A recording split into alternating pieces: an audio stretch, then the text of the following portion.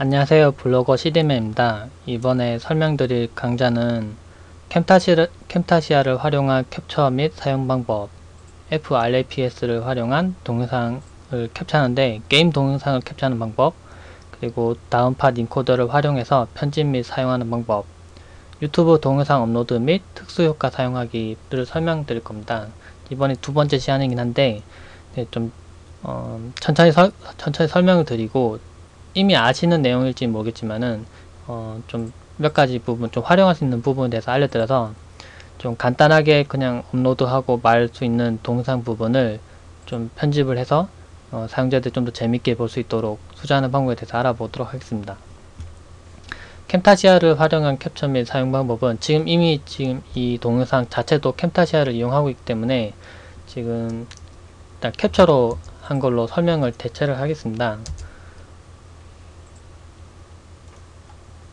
네, 지금 캠타시아를 실행시키고 동영상 캡처 모드를 실행시킨 상태인데요. 여기 점선으로 녹색 점선으로 시작된 부분에서 캡처를 하게끔 되어 있고요.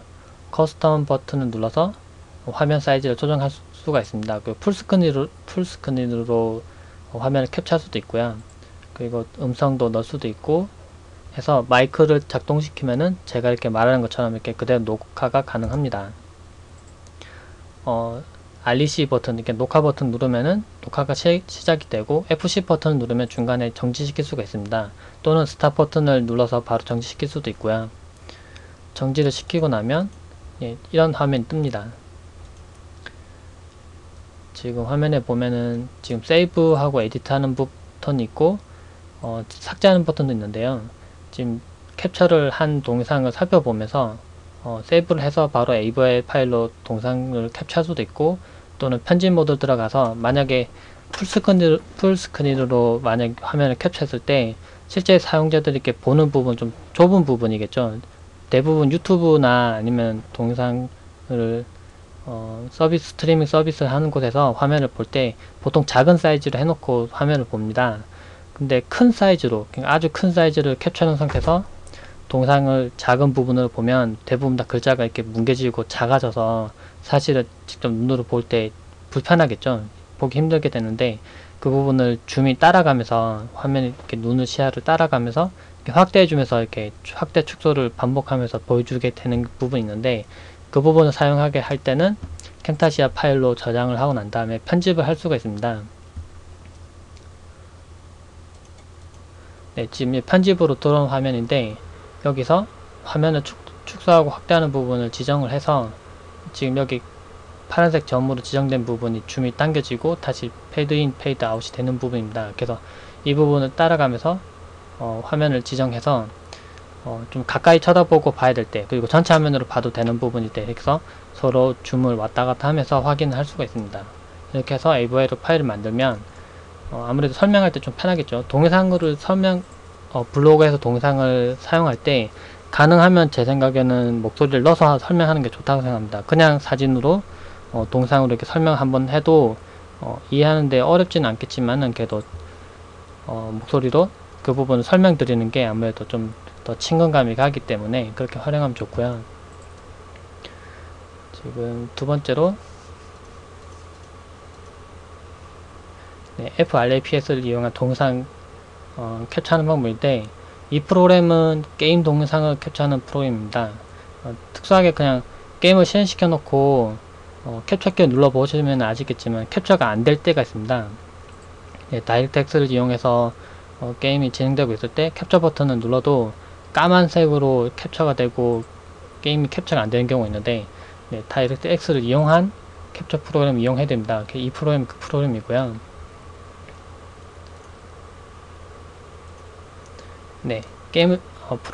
프로그램을 실행시키면 이런 화면이 뜹니다. 프레임을 확인할 때 쓰는 메뉴고요. 그러니까 이 프로그램을 주로 쓰는 이유가 뭐냐면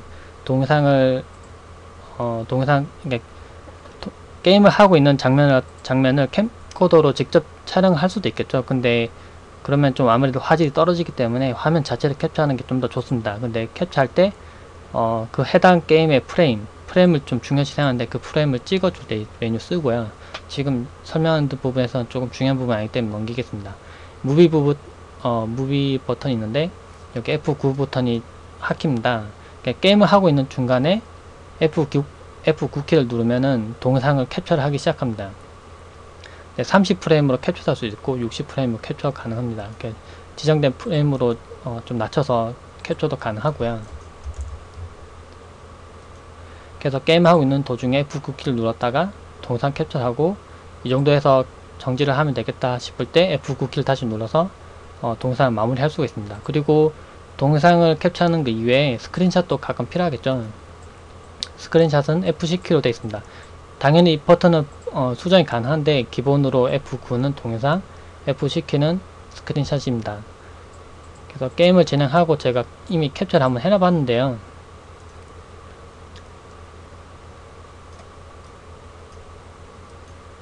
네, 지금 이게 보면 여기 동영상을 캡처를 한 부분입니다. 제가 게임을 하면서 캡처를 한 부분이 어떻게 캡처됐는지 한번 동영상 살짝 잠깐 보겠습니다. 네, 캠코더로 촬영을 하면 이렇게 깨끗하게 캡처가 불가능하겠죠. 동영상을 게임을 하고 있는 동영상 불편할 텐데 지금 이거는 컴퓨터에 있는 화면을 직접 바로 캡처를 한 겁니다. 끊기지도 않고요. 대신에 게임이 동작하고 있는 중간에 다시 프로그램이 동작되면서 화면을 캡처하기 때문에 컴퓨터 사양이 좀 낮다면은 게임이 더 끊겨 보일 수는 있습니다. 이렇게 동영상 캡처를 했고요. 여러 편 나눠서 캡처를 했는데 이거 이외에 스크린샷을 가보면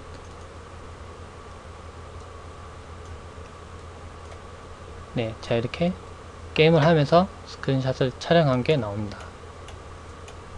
이걸 게임 리뷰 같은 거 할 때 설명하면 좋겠죠. 이거 이외에도 화면을 뭔가 하고 있을 때 그럴 때 이렇게 캡처를 해서 보여줄 때 좀 더 유용하게 사용이 가능합니다.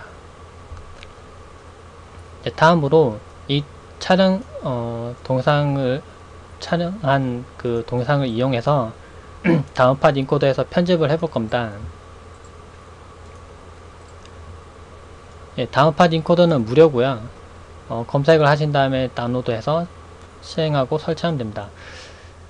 제가 지금 일단 먼저 볼 때 인코딩이 있는데 인코딩 부분에서는 아무래도 웹에 업로드하는 용도 이외에 PC 저장하는 용도, 좀 휴대기기에 넣는 용도로 사용하는데 만약에 게임 동영상을 추가를 하고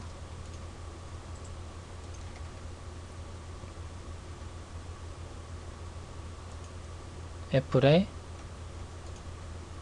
아이폰 4로 해서 인코딩을 시작을 누르면 네, 아이폰 4에서 볼 수 있는 동영상으로 인코딩이 진행이 됩니다.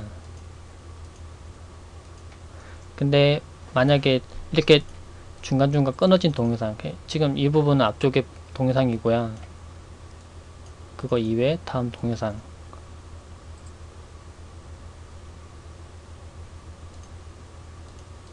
그리고 다음 동영상이 있는데 만약 이 세 동영상을 서로 연결시켜야 됩니다. 세 개를 같이 붙여서 한 번에 재생해서 한 곳에서 보여주고 싶을 때 그럴 때 어떻게 하느냐, 동영상 편집 메뉴가 있습니다. 동영상 편집 메뉴에 세 개의 동영상을 끌어 넣습니다. 그 다음 여기 지금 이 부분은 작업줄이고요. 지금 실제로 동영상이 편집되고 있는 중이 아닌데 첫 번째 걸 끌어서 아래쪽에 비디오 부분에 끌어 넣습니다. 네, 축소해서 짧게 볼 수 있고요. 지금 이게 2분 40초 좀 넘는 동영상인데 그 다음에 두 번째 동영상을 끌어서 붙여 넣습니다. 네, 이 부분 좀 짧네요. 세 번째 동영상도 끌어 넣습니다. 그럼 어떻게 되냐면 여기서부터 재생시켜 보면 네, 분명히 여기서 끊어졌던 동영상인데 네, 좀은 더 기다려 보겠습니다.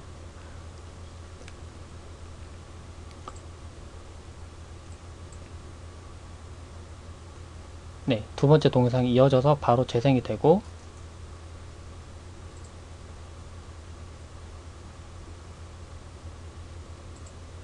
세 번째도 재생이 됩니다. 이렇게 해서 바로 재생을, 동상이 원래 3개가 따로인데, 따로 있는데 이 3개를 붙여서 인코딩 가능하고요. 이 상태에서 인코딩을 하면 동영상 3개가 같이 붙어서 나오겠죠. 이거 이외에도 환경 설정에 보면 동영상을 캡처해서 보낼 때 그 화면 비율이나 사이즈를 지정할 수 있습니다. 원본 크기 그대로 해서 보낼 수도 있고, 또는 코덱 등을 다른 타입으로 바꿔서 인코딩을 할 수도 있습니다.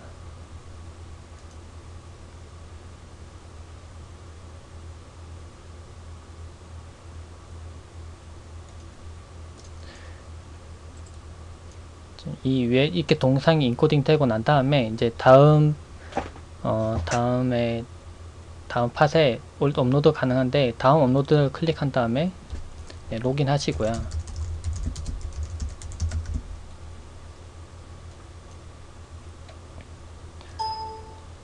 블로그에다 업로드가 바로 가능한데, TV팟에도 가능하고 카페에도 가능한데, 이제 블로그에도 직접 다음 블로그에 업로드가 가능합니다.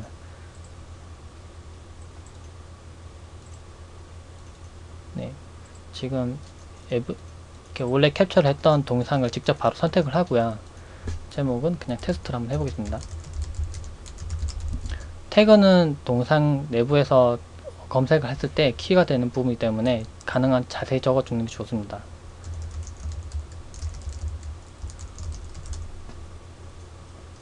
확인 누르시면 지금 500메가가 넘는 파일이기 때문에 분할해서 다시 인코딩을 하게 됩니다.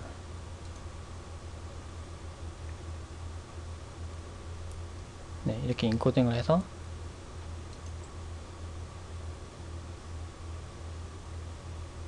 다시 올라가게 되고요. 이제 이렇게 해서 업로드 하면은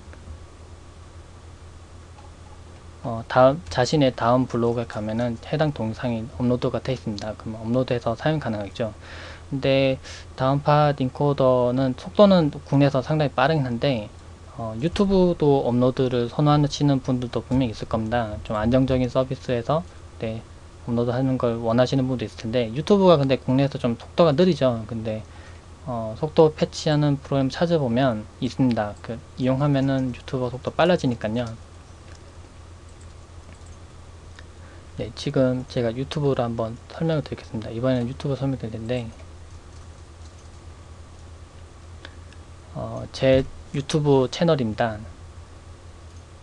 동영상 업로드 해놓은 걸 살펴보면 제가 지금까지 업로드 했던 동영상들이 쭉 있죠.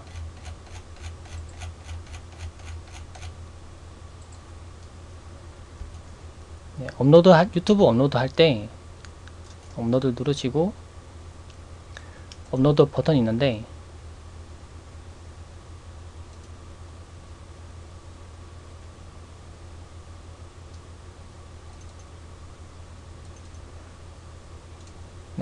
만약에 이렇게 동영상 6개를 업로드 해야 되면 한 가지 꼼수이긴 한데요. 첫 번째 거 업로드 하고 해당 주소를 복사해서 3개 정도 띄웁니다. 4개까지는 가끔 실패가 나서 그런데 3개를 동시에 선택을 해서 지금 동시에 3개가 업로드 되고 있죠. 이렇게 해서 동시에 3개를 업로드가 가능합니다.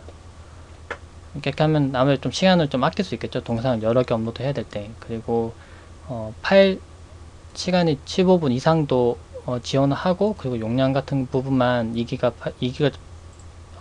정도만 넘지 않으면 대부분 다 업로드가 지원하기 때문에 유튜브도 괜찮은 것 같습니다. 유튜브에서 업로드를 하고, 업로드가 시간이 많이 걸리는 관계로 업로드가 됐다고 계산하고요. 이번에 설명드릴 거는 잘못 올려진 파일은 제가 삭제를 하겠습니다.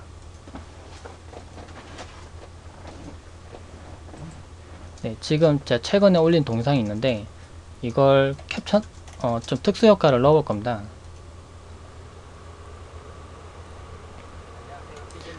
제가 설명하고 있는 부분이 나오는데, 만약에 제가 제품에 대해서 설명을 하고 있습니다. 뭐 이 제품은 어떤 제품이고 이 제품 이 부분은 어떤 부분이 있다고 하는데, 말로 설명하는 그 이외에 글도 들어가면 상당히 좋습니다. 그래서 이 부분을 어떻게 수정하느냐, 위쪽에 보면은 특수효과 편집이라는 게 있습니다. 이걸 누르시고요. 그러면 특수효과 편집으로 넘어오는데, 제가 아까 좀 수정했던 부분이 있네요. 이제 좀 삭제를 하고,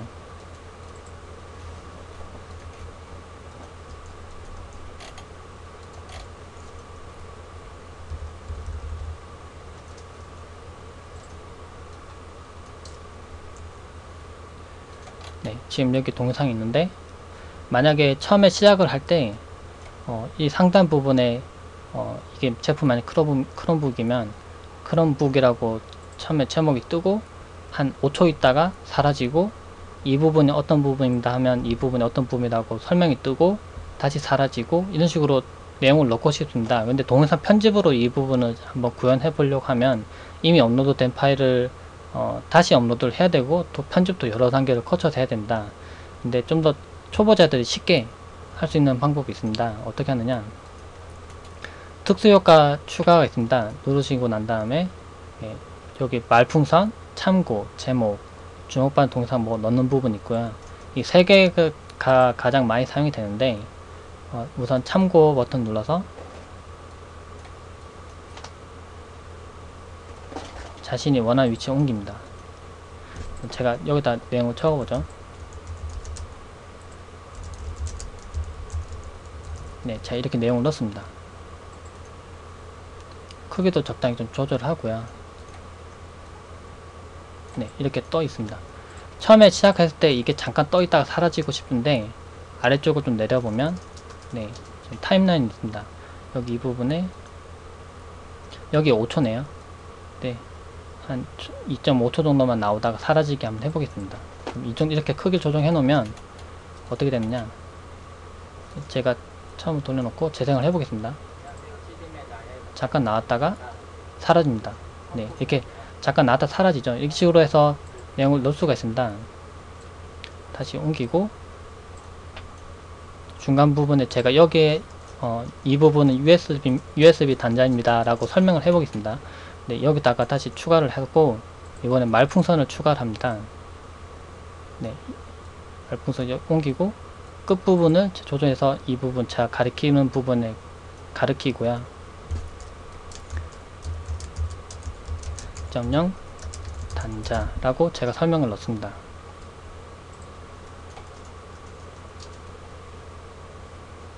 네, 이렇게 설명을 넣어보겠습니다. 그럼 아무래도 잠깐 이 부분이 나왔다 사라지겠지만은, 사용자들은 제가 말로 설명하는 거 이외에 이미지로도 시각화해서 내용이 뜨기 때문에 좀 더 이해를 좀 도울 수가 있습니다. 이 부분도 마찬가지로 시작과 끝 타이밍이 나오는데, 네, 이 부분은 동영상을 재생하고 맞춰보면 됩니다. 딱 이 부분까지만 만약 재생하고 싶다면 여기서 정지를 시켜 놓은 다음에 제가 위쪽 부분에 설명 부분 여기까지만 옮겨 놓으면 되겠죠. 그러면 다시 옮겨서 재생을 해보면, 앞쪽부터 재생을 해보겠습니다. 해보면 내용이 없다가 내용이 잠깐 나왔다가 다시 사라지죠. 이런 식으로 해서 자신이 설명하고 싶은 부분을 다 캡션을 넣어서 설명이 가능합니다. 이런 식으로 설명하면 상당히 사용자들이 인식할 때 상당히 편하겠죠. 이거 이외에 다시 마지막으로 이제 제목 부분도 있는데, 제목은 이제 좀 큰 글자로 표시가 됩니다. 처음에 시작을 할 때 나타내면 좋을 것 같은데,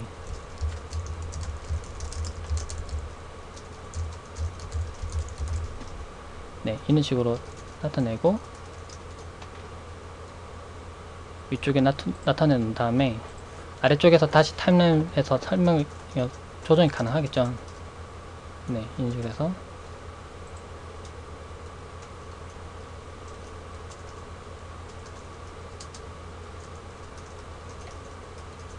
처음 부분에서 계속 떠 있고 싶으면은 처음부터 끝까지 다 해놓습니다. 그러면은 가서 재생을 해보면 이 부분 좀 앞으로 끌어보죠. 네, 설명을 돕기 위해서 그냥 앞쪽으로 당겨 보겠습니다. 앞쪽으로 모두 옮긴 다음에 재생을 해보면, 네, 제가 아까 두 개를 동시에 놔뒀기 때문에 이 부분이 겹쳐서 나타나죠. 잠깐 사라지고 USB 2.0 단자도 설명한 부분이 잠깐 나타났다가 다시 사라질 겁니다.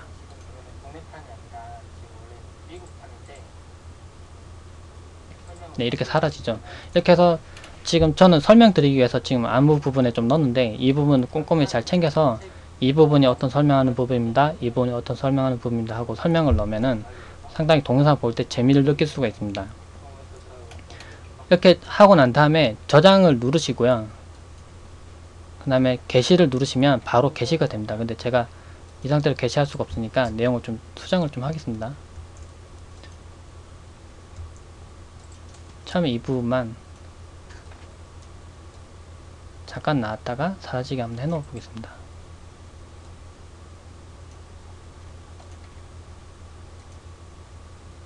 네, 5초만 나왔다가 사라지게 해놔보죠. 이렇게 한 다음에 저장을 누르시고 게시를 누르시면 실제로 적용이 됩니다. 지금 이 상태에서 다시 메뉴에서 동영상을 가보면 제가 아까 올렸던 동영상인데 눌러서 한번 재생을 한번 해보겠습니다. 네, 처음에 삼성 센서 크롬북이라고 설명이 나오고 5초가 있다 사라질 겁니다. 네, 이런 식으로 이렇게 해서 하면은 아무래도 동상이 편집이 어렵다고 알고 계셨던 분들도 쉽게 가능하겠죠. 그냥 업로드만 해놓고 이렇게 캡션을 잘 이용해서 쉽게 동상을 편집하는 방법에 대해서 알아봤습니다. 지금 제가 설명드린 부분은 동상 편집을 실제로 설명드릴 수 있긴 한데 아무래도 좀 그러면 너무 전문가 설명이 되기 때문에 어느 누구나 쉽게 간단하게 좀 몇 초만 들여서도 할 수 있는 방법에 대해서 설명을 해봤고요. 네, 좀 도움이 되었으면 좋겠습니다. 네, 이상입니다.